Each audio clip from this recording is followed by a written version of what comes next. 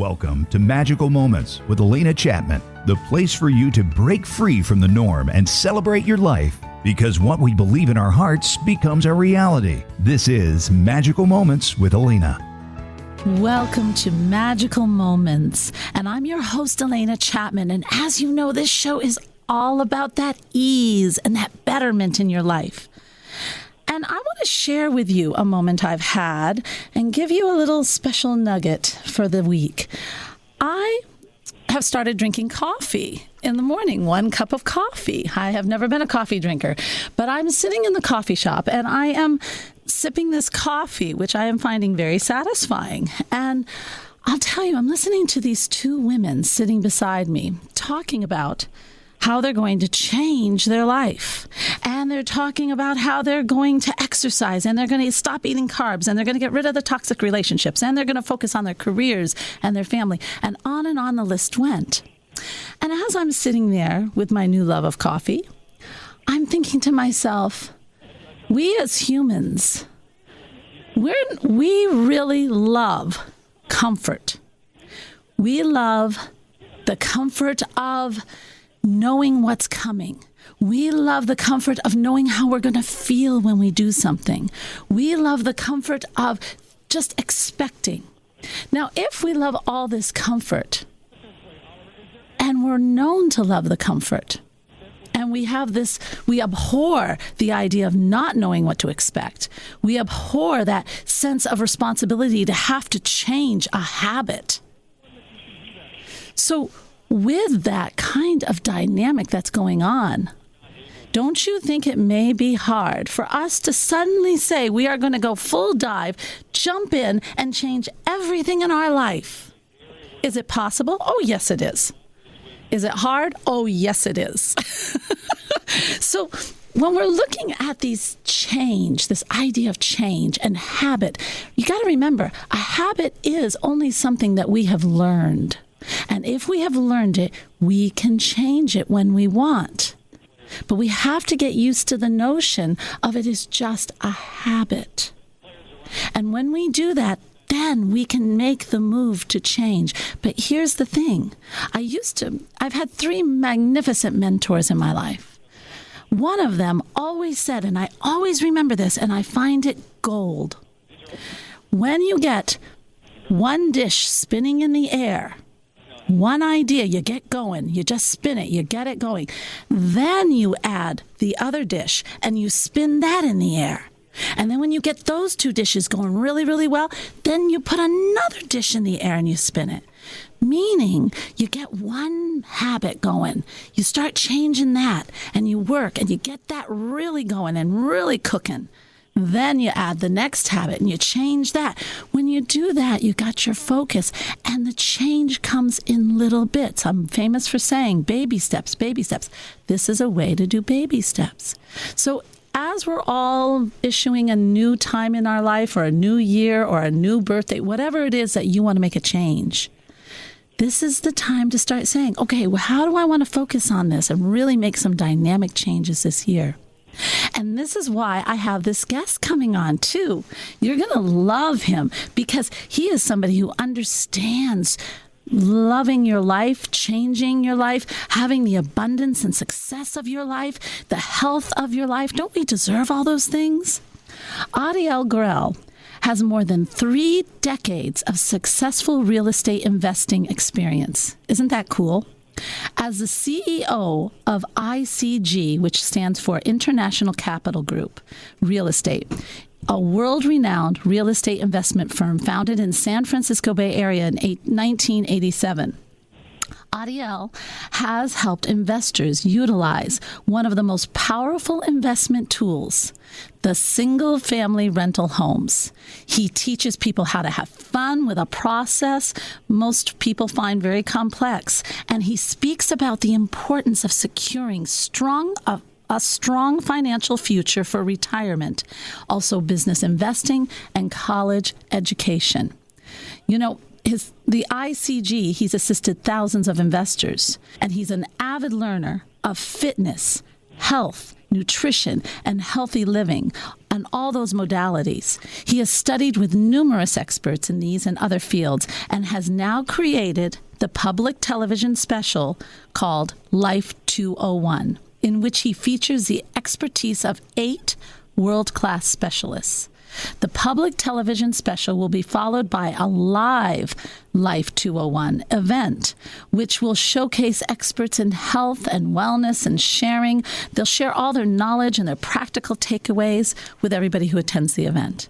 And with that, I really want to bring him on because I think he is going to help us to start change some of those habits. Hello, Adiel. How are you today?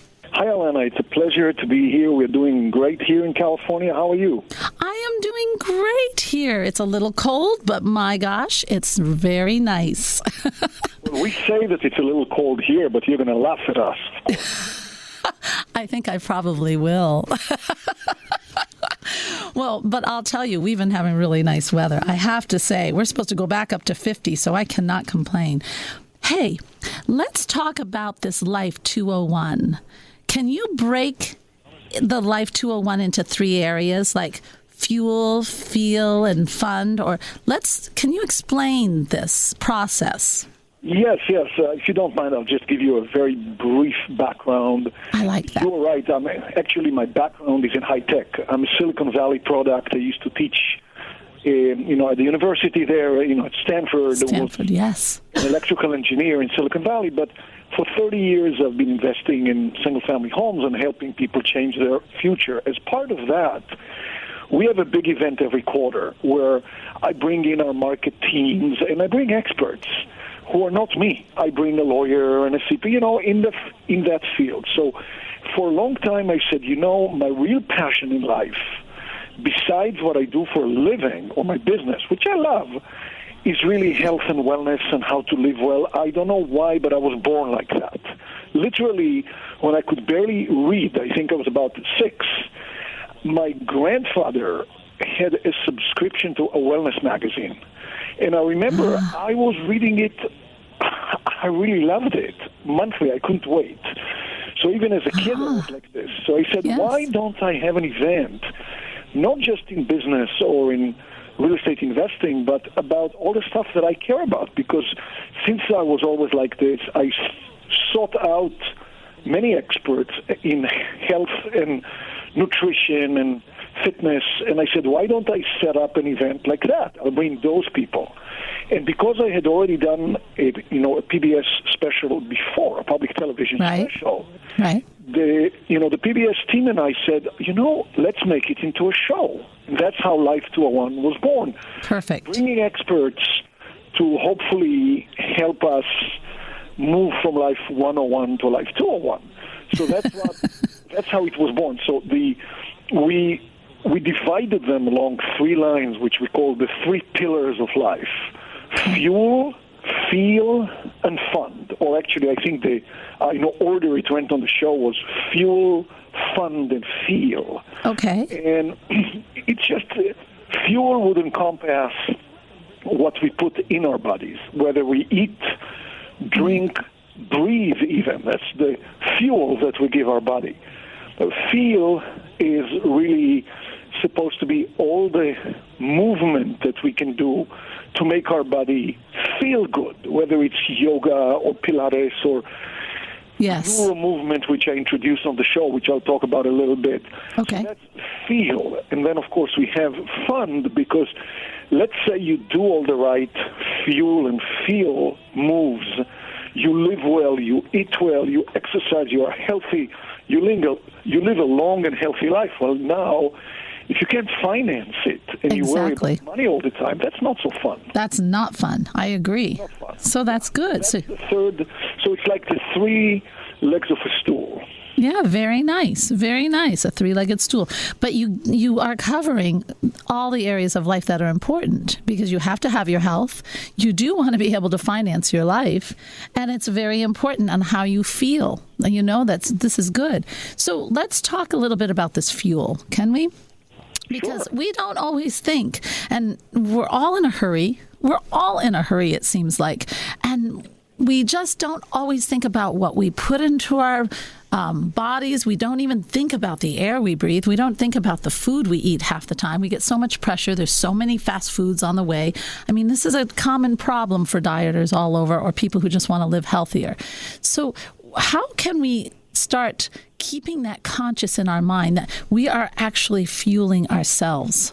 Yes, and of course, I mean, I don't want to repeat, the cliches of you are what you eat. But, right. In many ways, it's very true. It is. I mean, there's nothing here that's earth-shattering and that we don't know. I mean, we know that sugar has been implicated in creating a lot of inflammatory conditions in the body. So sugar is really something that we need to stay away from.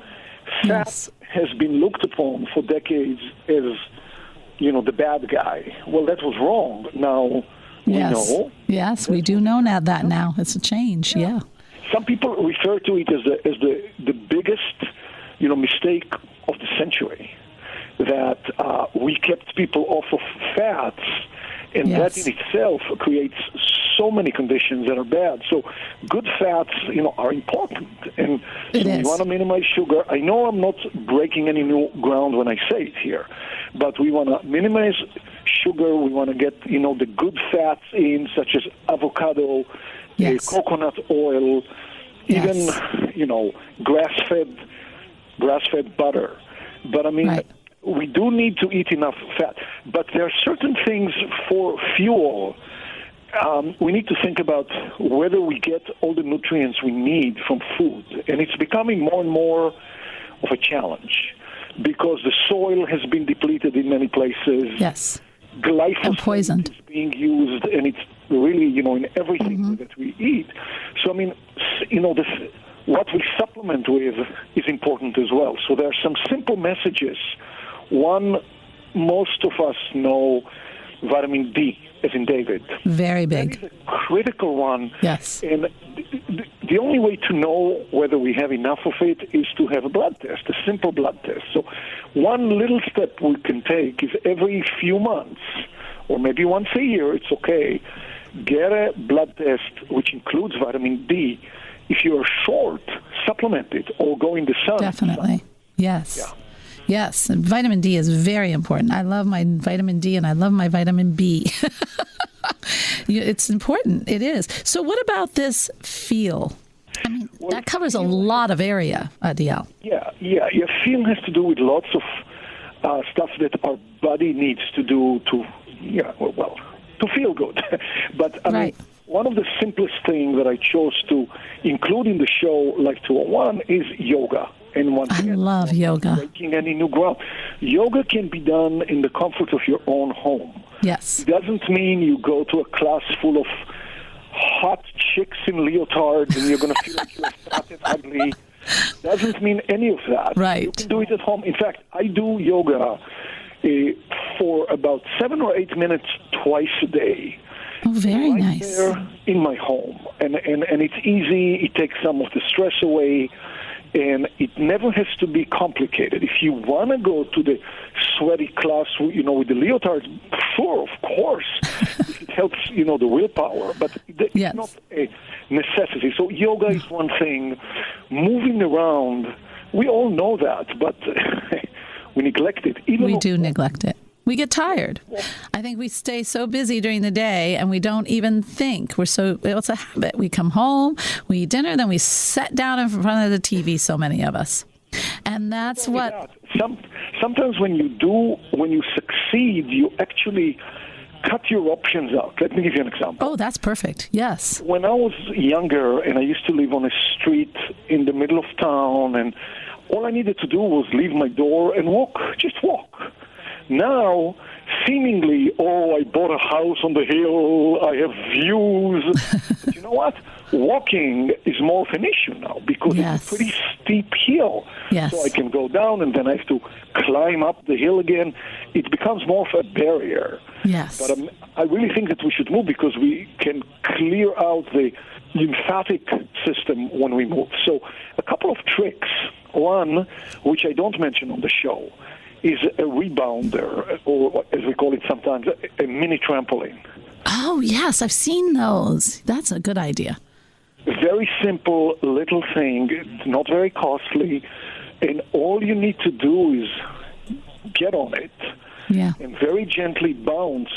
You don't have to do it vigorously, but that will clear out your lymphatic system. It will give you some movement right there in your home, and you can watch TV while you do it. You can. You know what I love to do, Adiel? I love to turn on the music in the house and just dance. Beautiful. I love that. It's fun. And I'm lucky because I put Sonos in my house.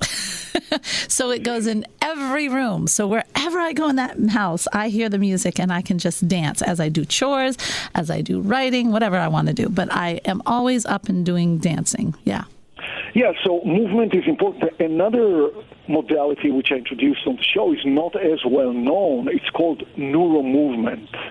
And neuromovement came from the Feldenkrais method, which is also not very well known, was developed by a scientist that's from Israel, Moshe Feldenkrais. And that's a very magical way to do small and simple movements that can really make a difference in your body. So I demonstrated right there on the show. Of course, it's easier to demonstrate on TV, but with your permission, yes, I'd like to demonstrate something right now, right here on the magical moments, the radio. Yes, magical moment, and you can follow us at home. It really is going to be very, very simple. Okay, yeah, I'm open because I want to know about this. I don't know about this, I don't think. So go ahead. So here's what I'd like you to do. I'd like you to simply stand up. Okay, I will stand up. And then without any effort, just bend down gently. And without any effort and trying, see naturally how far you can reach down your legs.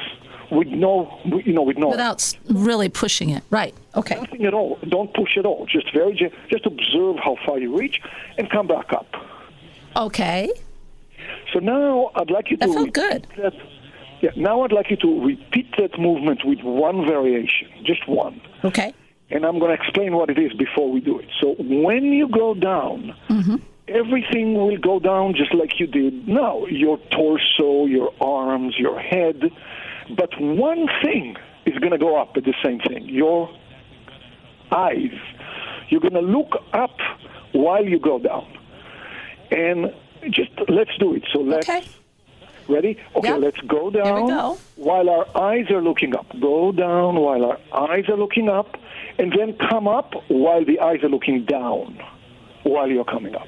Oh, interesting. So that's interesting. Eyes are going in the opposite direction. So let's do it again, just one more time. So go down, everything goes down, your torso, your arms, but your eyes are looking up. Your eyes are looking up as you go down. And now come up while your eyes are looking down as you're coming up. So did you do that? Yes, I did. Okay. Yeah, very cool. Now let's do the original movement.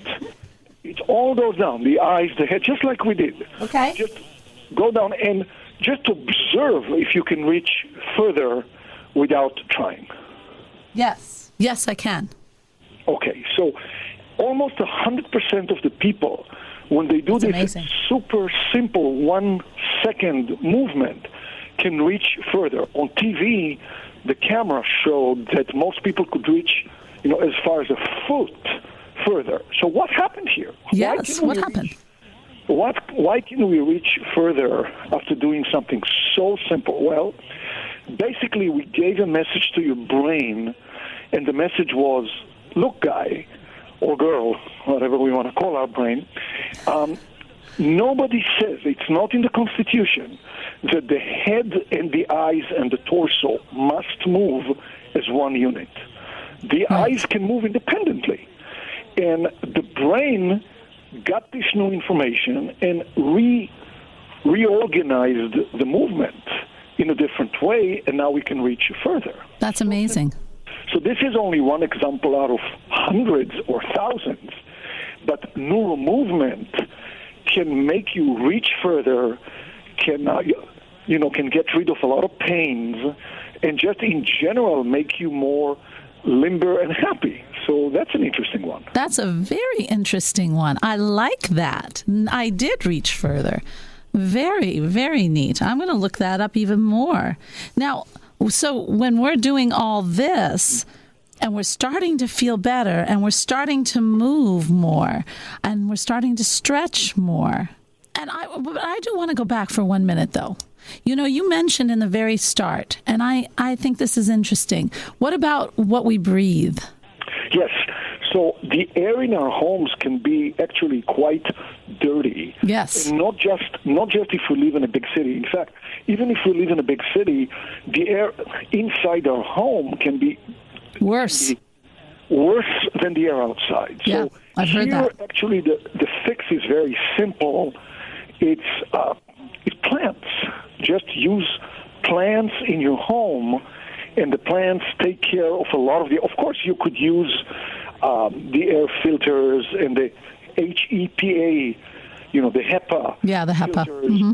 Yeah, you can do that, and of course, it'll do wonderful stuff for your lungs if you just say HEPA, HEPA. No, It does. It does. Yeah, it's a good exercise.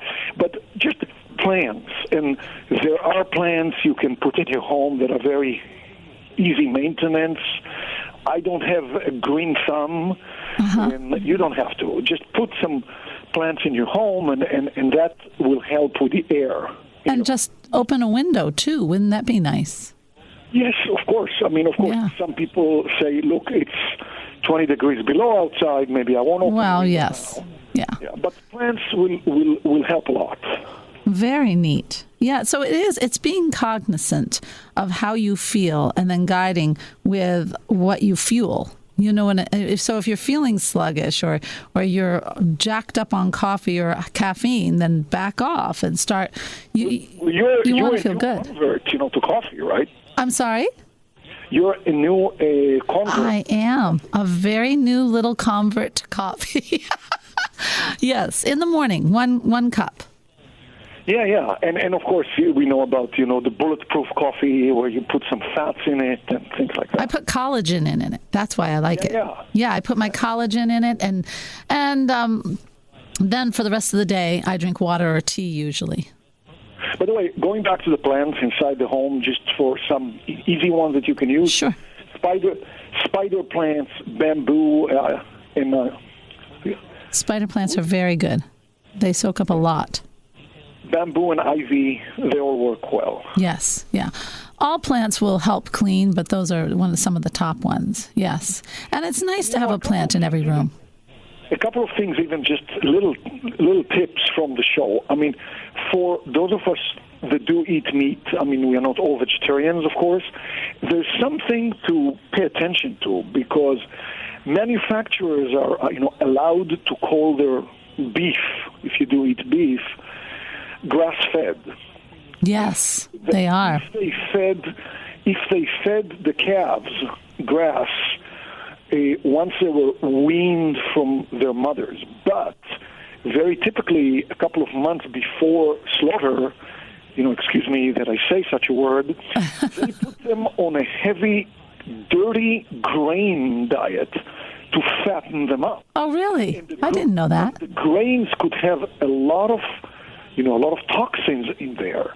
And so they're still allowed to call it grass-fed. So it's not enough grass-fed. You need to have grass-fed, grass-finished. So when you go to the store, really? Or go to your butcher, ask for grass-fed, because that means they will be raised 100% of the time on grass. So what we usually think is grass-fed is, again, lots of grains and corn and soy the last few months, and if it doesn't say organic, those were likely sprayed with pesticides. Right. And so we need to be a little more careful about that. I have to say, I'm glad I'm not a farmer right now. Because there are so many. I mean, if we went back to the days where everything was, the grass, the cows ran through the pastures and ate the grass as they normally do, and everything just kind of went like it used to, then we would be fine. But nowadays, with all the chemicals that we add to everything, and We seem to think, and not even to mention the antibiotics and everything else they have to feed them. It just is. It's hard. It's very hard to get really get pure organic.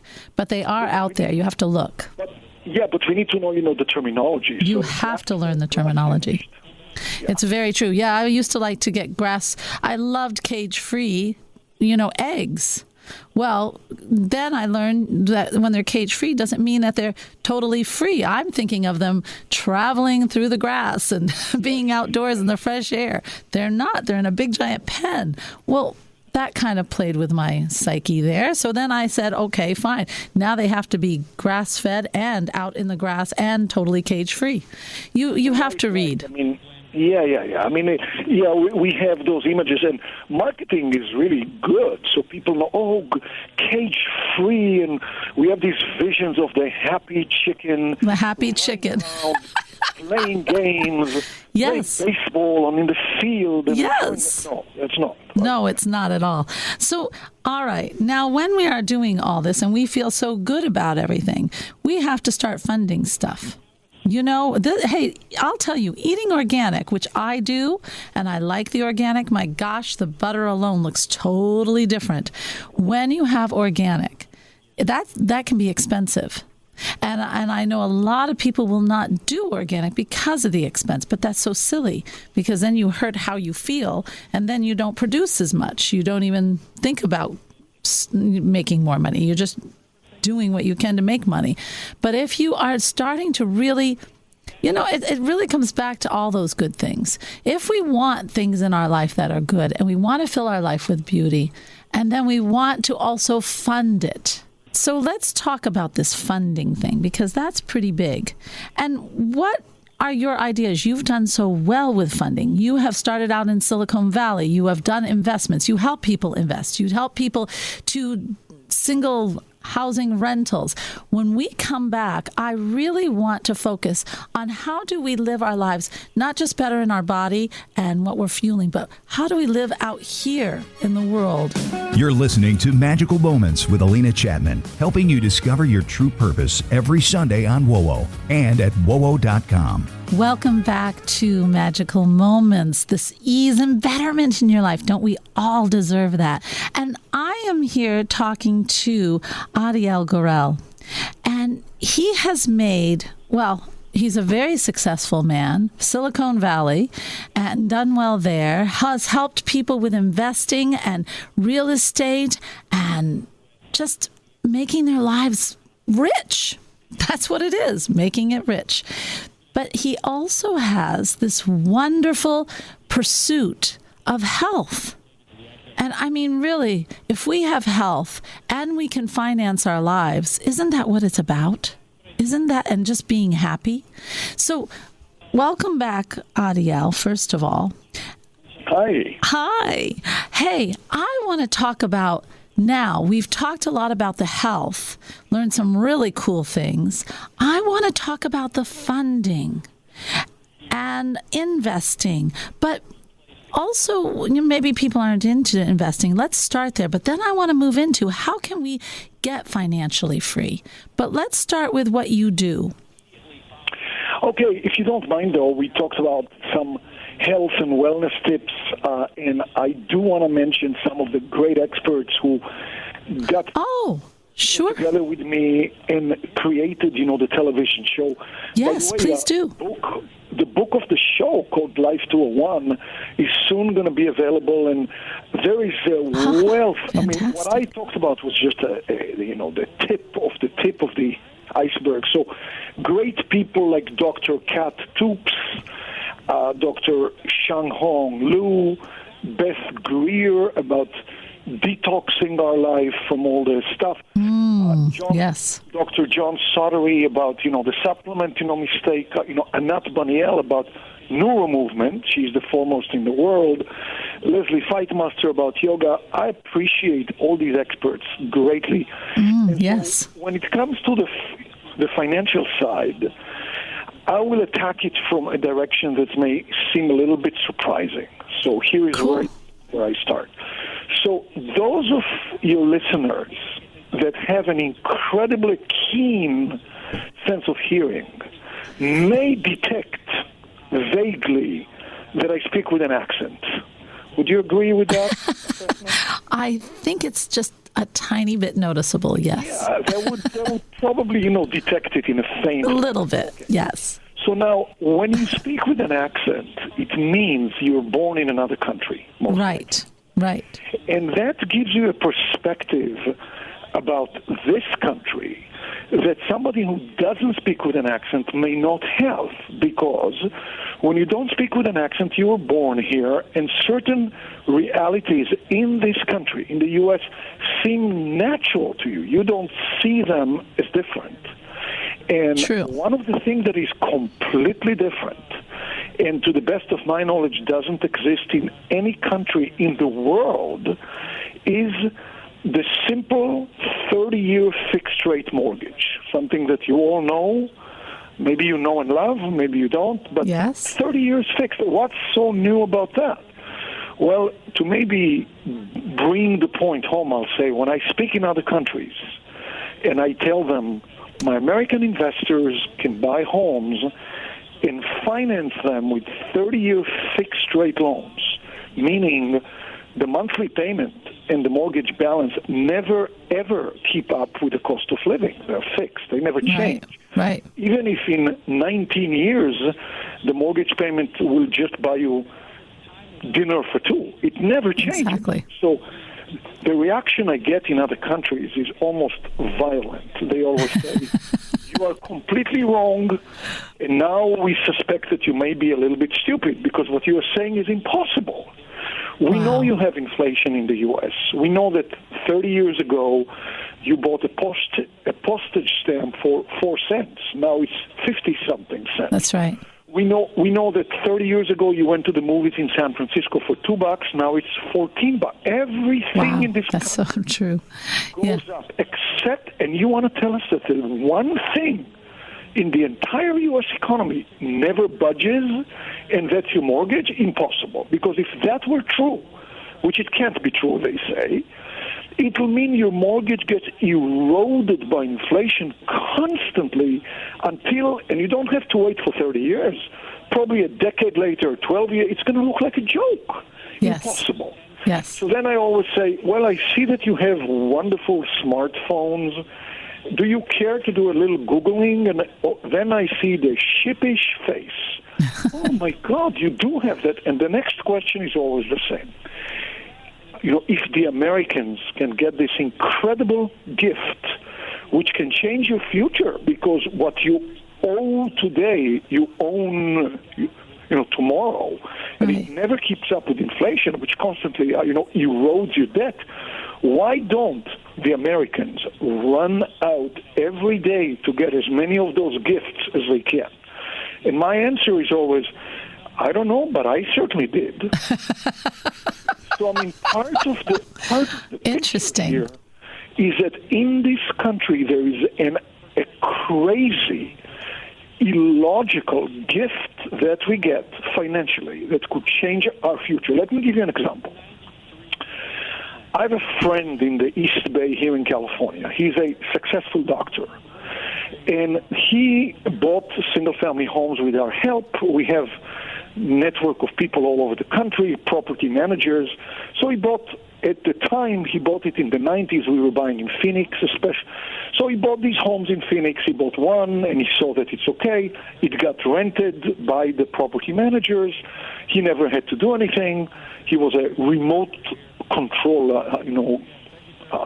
landlord, if you will. Yes. And so he bought another one, and the homes at the time were bought for about $120,000 with only 10% down back in the day. So he bought 19. I know it sounds like a lot. 19 homes. Wow, good for him. But if you do the math, the 19 home cost maybe a couple of $1 million, which Yes, is like it did. one not-so-great home in San Francisco. So anyway, he calls me up 2 years ago. He was 58 at the time.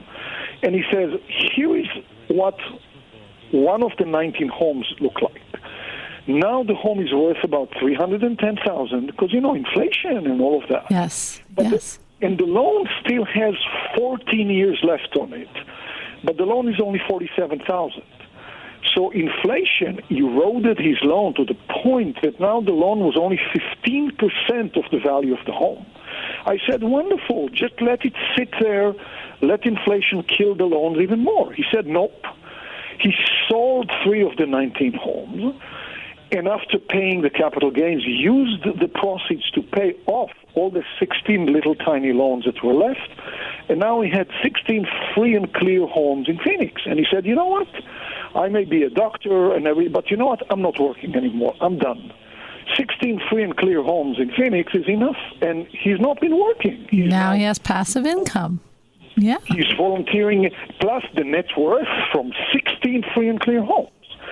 So, I mean, that's a big example. Not everybody buys 19 homes, but I have thousands of thank you letters. One is a person who is now 81 years old. When he was 60, he was a high school teacher, and he never thought he could retire. And then he started investing, and he bought 1 home. He saw how simple it was, and then he ended up buying 6. He sent me an email a year and a half ago. Thanks to these 6 homes, I'm now retired near the beach. You changed my life.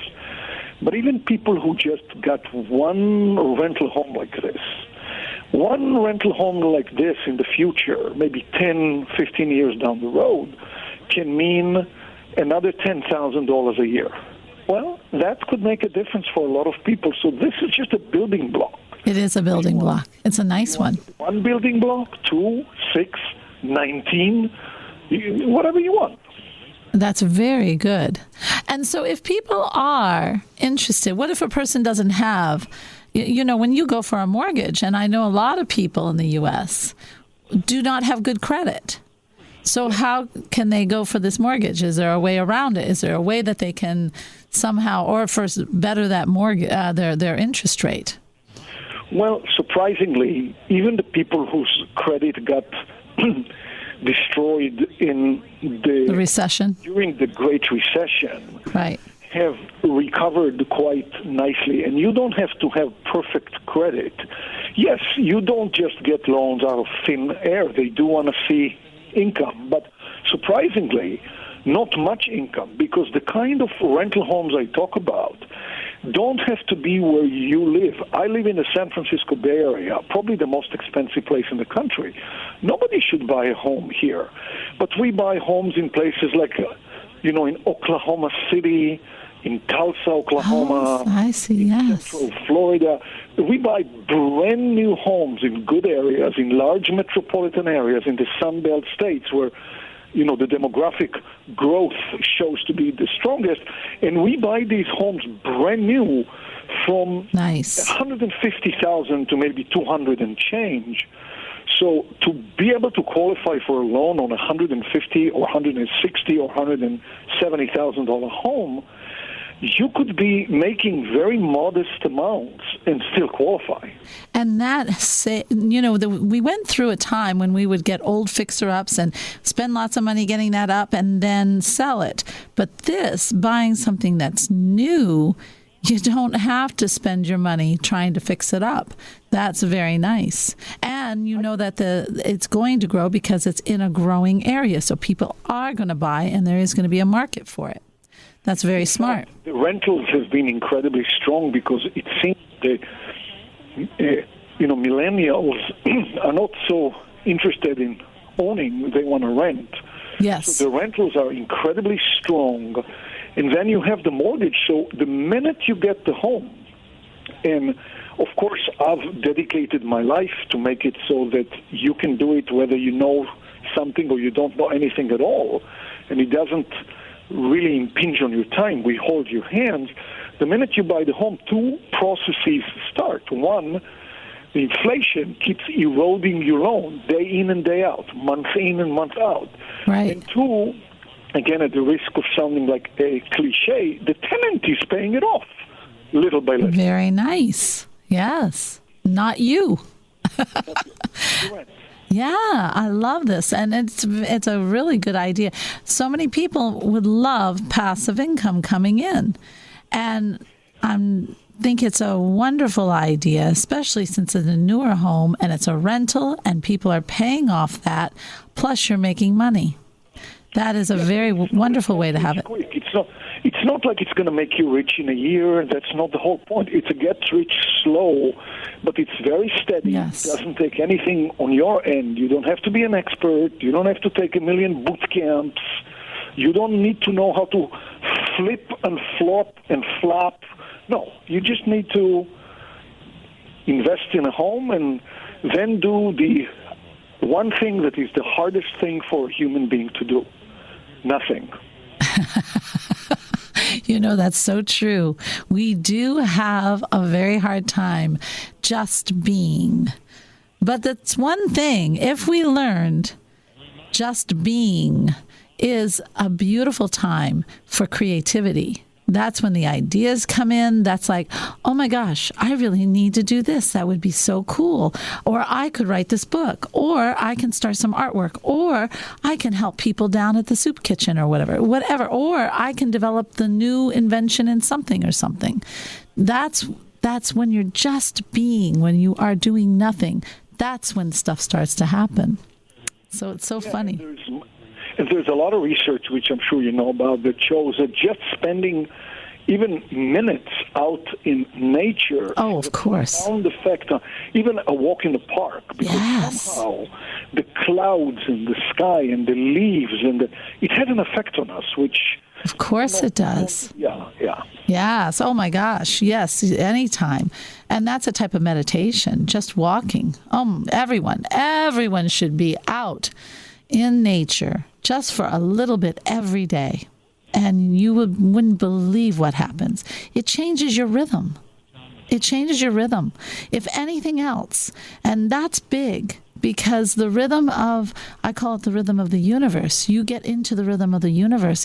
You'll see when you get back into society how everybody is like racing around and they're chasing their tail like my OC dog. They're running around so crazy and the movements are disjunct. But the one thing everyone always says to me, you are so calm. Well, it's because I've been out in nature a lot. And if you're out in nature, it's different. You see that you don't need to chase your tail anymore. Well, you could chase your tail. It's still, at least, you move your body when you chase it. That's right. At least, yeah.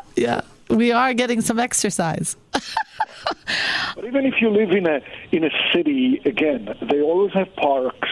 They do. You don't need much. Just to be exposed to some nature seems to have a very deep, effect on us. Well, that's because we're connected.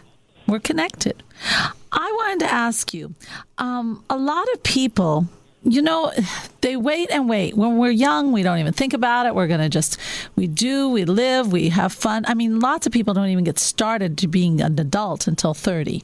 And then they think, oh my gosh, I'm turning 30.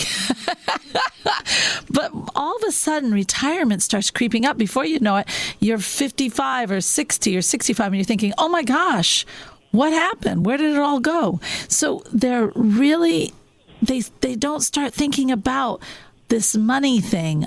For retirement, we think, we got time. But what happens when we wait too long? What happens to the person who is maybe 62, 63? Retirement's right around the corner. How can they start maybe investing? Or is there another way that they can start planning? Is there any time that's too late to start planning for your retirement? That's my question. Well, a couple of things to say about that. That's an excellent point that you've raised. Well, thank you. First, lifespans are getting longer in ways that we don't even know. Because, for example, right now they have the technology called CRISPR, CRISPR. It's a short for a genetic editor. They can now actually change your genes and take out the bad one and change it into a good one. We have no idea how long we're going to live with that. Nanotechnology, right here in Silicon Valley, they say in about a decade it's going to start being that you can actually spray hundreds of millions of nanobots into your mouth and they can fix every cell in your body. Oh my gosh. We're going to live for a long, long, long time. Right. You may call yourself 77, but how old are you really? So that makes it even more that our money needs to last the time. So here is an example. I was interviewed for my first public television special, Remote Control Retirement Riches, on KQED in San Francisco. And my interviewer got extremely excited. He watched the show, he heard me speak, and he said, I would love to start. I want to buy a couple of homes right now, but I'm 67. Is it too late? So I said to him, Greg, when you're 79, are you planning on being 79 at one? He said, absolutely I am. Well, when you're 79, you'd be very happy that you bought these homes at 67. And you'd be kind of sorry that you didn't do that, because it does change lives, but it needs a decade or 12 years. But there's one more thing.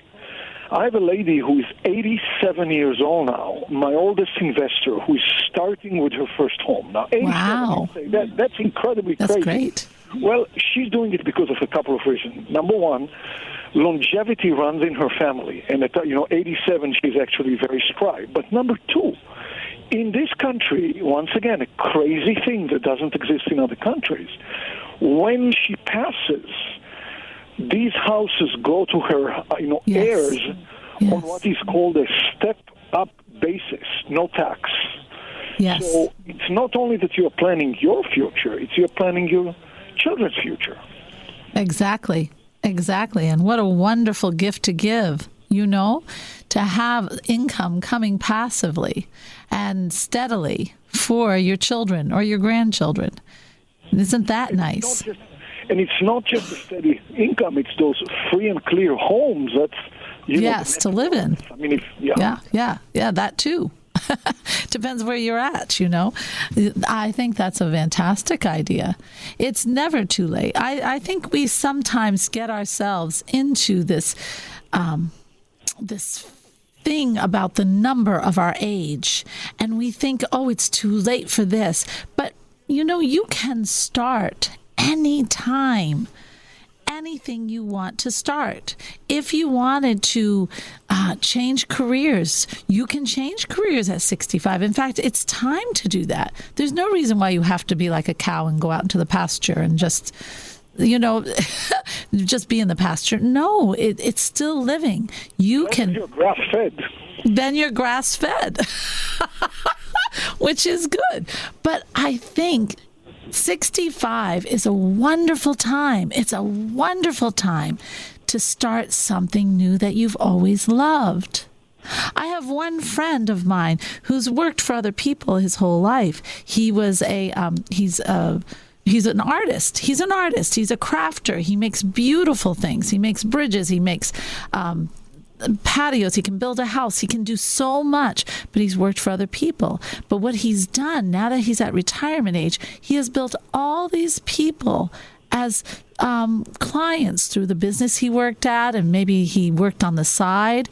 And now he's enjoying his life, not in the pasture eating grass, but he is actually building a business with people he loves, making beautiful, beautiful things. To me, that's 100 times better. Yeah, I mean, because vacation, I think, is a lot of fun when it's an actual vacation. 2 weeks. You worked, and now you don't work. That's a vacation. But that's if you live in one constant vacation, that's a whole other way of life. I think it's very boring, actually. Don't you find we can be really, really healthy? We can even have money. I know a lot of very, very well-off people. But if they don't have a passion, something that means something to them, I always find that a passion and loving to learn are the two key components that keep you young. I call it the fountain of youth, actually. Do you agree? I agree 100%, and that's important. So, like, for example, when I do what I do now, I feel that whenever I talk to somebody, I'm changing their future. That really drives you. I can feel your passion from the second you start, to talk on the show. You really are extremely passionate about it. Oh, those are wonderful I am. things, Thank right? you. Yeah. Yeah. It is. And I'll tell you, it energizes you, doesn't it? When you have a passion, it energizes you. Your eyes sparkle. Your blood starts circulating. You are alive. Every cell in you is alive when you're living your passion.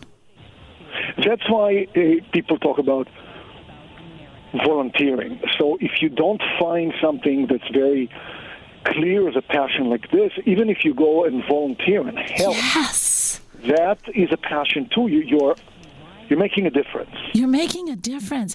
And it's the electricity of that.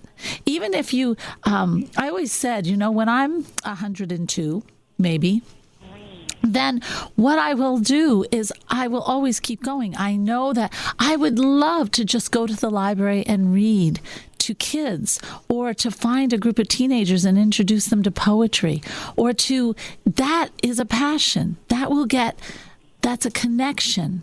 And that is just as important as having a whole life mission, believe it or not. It will feed your soul. Yes, I agree so much. I mean, look at Warren Buffett. I was in touch with him in 2012 about buying houses, and now he's 89 years old, soon to be 89. Wow. Yeah. He's worth probably something like $90 billion or something like this. He works full days still. Why? Why does he do that? Because he loves it.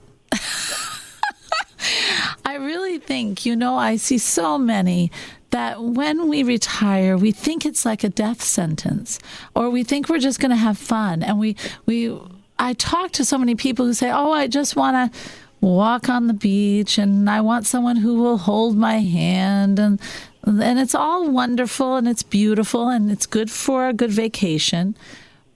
But what do you want to do? And I always find that 2 years down the line, they're lost. They're really lost.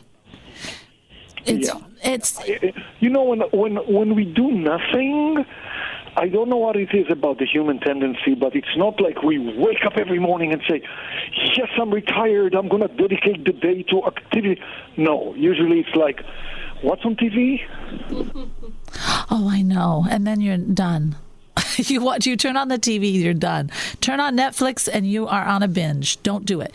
I'll tell you, the best thing to do is, if you can, just start with something little. I always say, if you start doing something fun, you wake up in the morning and say, what am I going to do fun today? Before you know it, a passion will come out of it. Adiel, how do they get hold of you if they want to? What kind of website? What do you have for them that they can get hold of you? Well, our website is, our company name is, ICG, yes. International Capital Group. So the website is ICGRE, like real estate, ICGRE.com. Okay. And we also have a website for the new show, life201.com. Love it. And we can catch you on PBS, can't we? Once in a while. Absolutely. Look at your local listings, and if your station doesn't show it, you may tell them, hey, when is this show coming on? Where is he? Get him on here. Yes, I agree. It has been a joy to have you. Do you want to leave everyone with a nugget? Yes, and it really goes to what you said, that this is January. People are saying, I'm going to change everything. The resolutions are kicking in, and it's very daunting. So it's small things, very small things. Like, for example, get your vitamin B level checked. That is a definite, measurable thing. Once you do it, you'll feel, hey, I can do something.